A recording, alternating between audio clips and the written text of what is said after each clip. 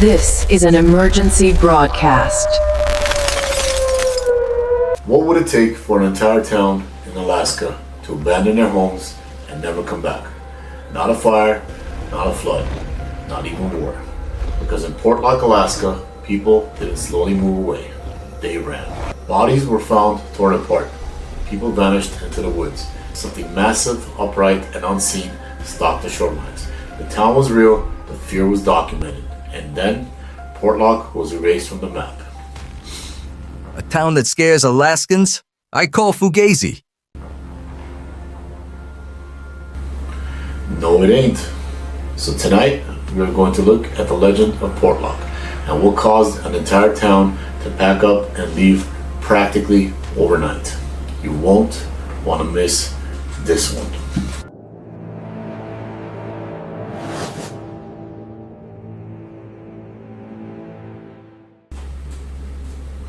Portlock wasn't some half-broken frontier outpost. It was originally called Port Chatham, and it's set on Alaska's Kenai Peninsula and actually did pretty well. Fishing was good, logging paid the bills, families moved in, and kids went to school. The town became a home, and the people were starting to settle in. Then, the townspeople started disappearing, and that's when everything changed.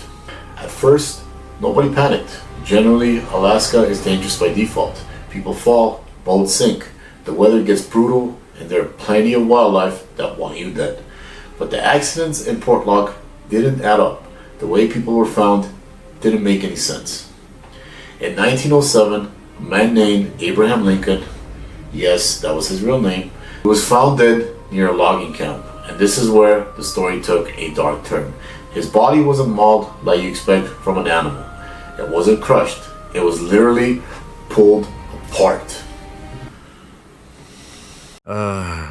Damn.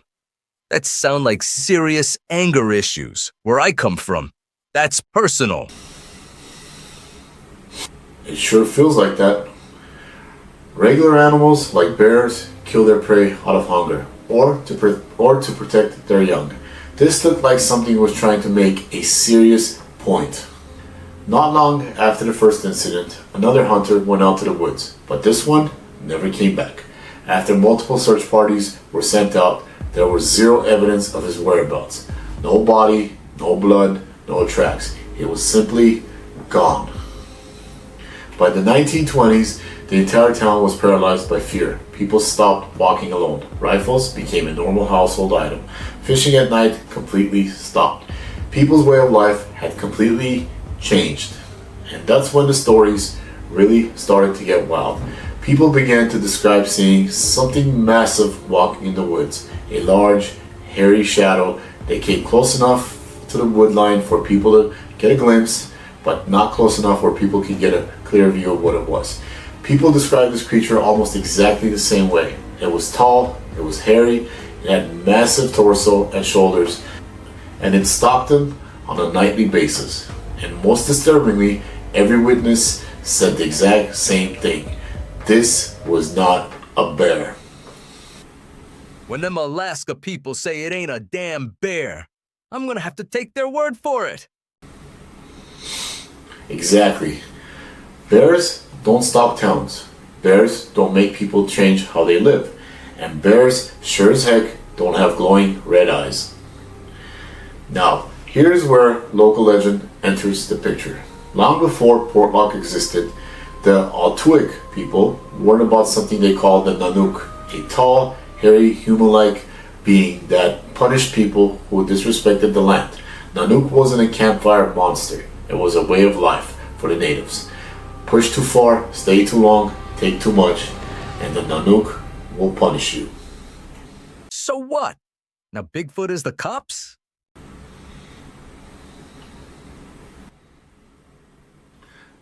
I think it's more like ice on steroids. What's interesting is how closely this lines up with modern Bigfoot research. Alaska has one of the highest Bigfoot sighting rates per square mile in North America, especially near the rivers, the coastlines, and the isolated settlements, exactly like Portlock.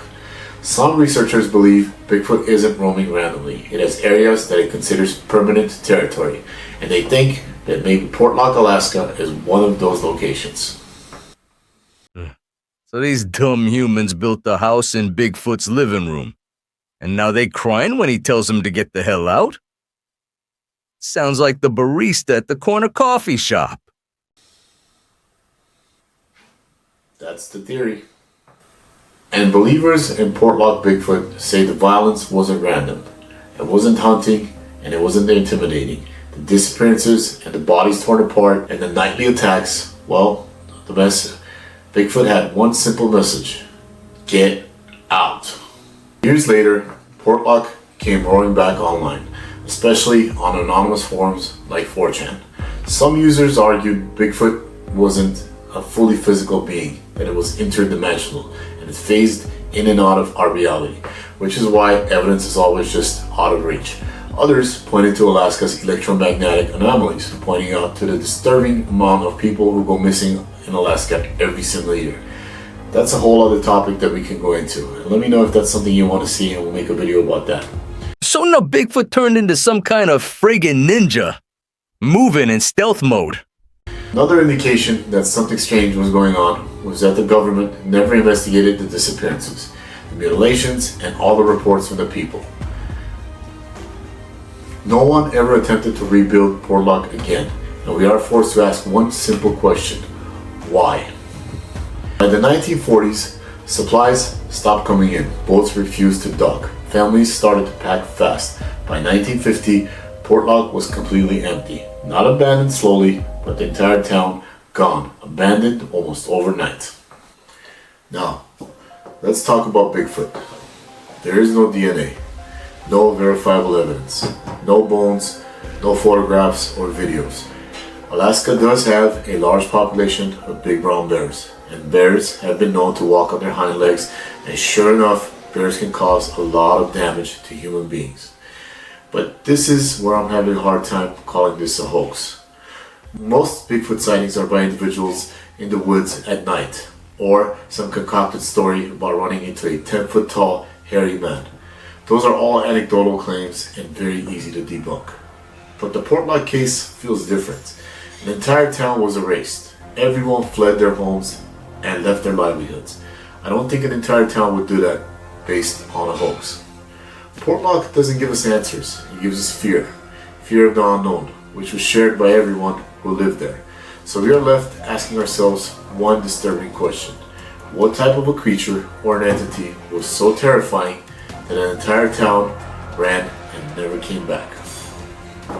I guess we'll never know, unless we visit Port Chatham, Alaska. If the whole town says they're done, I ain't the schmuck who's gonna stick around to clean up body parts. Adios, jefe. Well, that's going to do it for tonight's episode. I want to thank you guys for hanging out with us again. Please do us a favor, hit subscribe, like the video, and share with someone who loves dark mysteries like we do. That stuff really helps the channel grow, and it definitely makes the big guy very happy. You tough guy. Hit them buttons or I'm gonna hit you with this bat. As always, I'm your host Adam. Big guy over here is Mr. Bear. And until next time, be good or be good at it.